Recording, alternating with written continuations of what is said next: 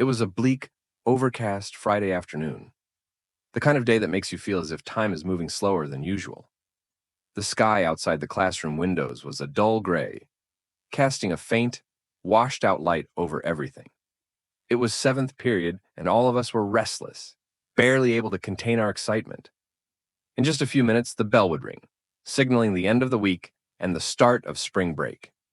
Freedom was so close we could almost taste it. Mr. Sanders, our calculus teacher, had decided to let us wind down by playing a trivia game on Sparkle. He was an easygoing guy, one of those teachers who knew how to read the room. He could sense that none of us were interested in solving equations or learning new concepts. Our minds were already on the beach, the mountains, anywhere but here. So instead of lecturing, he let us play.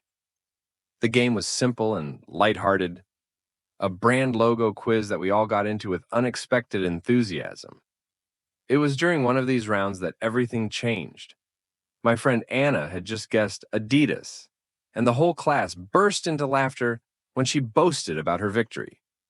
That's when the loudspeaker crackled to life, breaking through the noise with an unexpected urgency.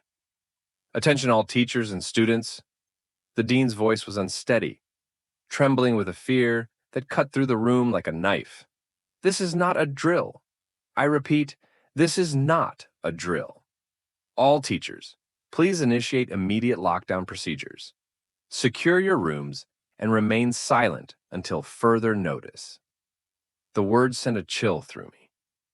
I felt the laughter in the room evaporate instantly, replaced by a heavy, suffocating silence. Mr. Sanders's face turned ashen, and his usual calm demeanor vanished in an instant. He moved quickly to the light switch, turning off the overhead lights and plunging the room into a muted darkness.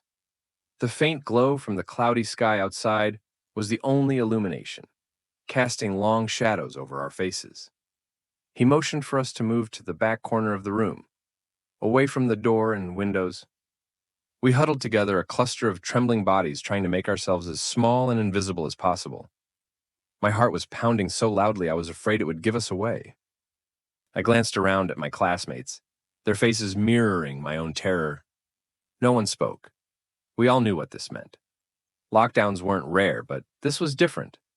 The dean's voice was filled with a raw, visceral fear that I'd never heard before. We sat there waiting, the silence stretching out endlessly. The only sounds were the muffled breathing of my classmates and the faint hum of the emergency lights outside. Time seemed to slow down, each second dragging on as we strained to listen, to hear any hint of what was happening. Then, in the distance, a sound reached us. It was faint at first, almost inaudible, but it grew louder, more distinct, and I realized with a sinking feeling that it was screaming. A man's voice filled with rage, echoing down the empty hallways. The sound was primal, animalistic, like nothing I'd ever heard before. It was the kind of scream that sends a chill down your spine, that makes you feel like you're in the presence of something truly evil. The voice grew closer, louder, until the words became clear. "Where are you? I know you're here. I'll find you and I'll kill every last one of you." I felt a shiver run through me, and I squeezed Anna's hand so tightly I could feel her bones. She looked at me, her eyes wide with terror, and I could see tears glistening on her cheeks. I wanted to comfort her, to tell her it would be okay, but I couldn't speak. I was too afraid. The words caught in my throat, choked by the overwhelming fear that was consuming me. The man's footsteps echoed down the hallway, each one a heavy, deliberate thud that reverberated through the floor. He was getting closer. I could hear him banging on lockers, slamming them with such force that the metal doors rattled and groaned. The sound was deafening, a relentless assault that made the walls shake.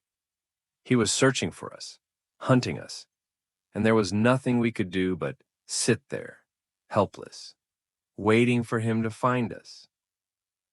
Mr. Sanders was crouched near the door, his face pale and drawn. He raised a finger to his lips, silently pleading with us to stay quiet. But I could see the fear in his eyes, the same fear that gripped all of us. He was as terrified as we were, and that scared me even more. Teachers were supposed to be our protectors, our guides. But in that moment, he was just as vulnerable, just as human. The footsteps stopped, and for a moment, there was silence. I held my breath, my body tense, every muscle coiled like a spring. Then, with a suddenness that made me jump, the man began pounding on our classroom door. The sound was deafening, a furious, unrelenting hammering that made the entire room vibrate.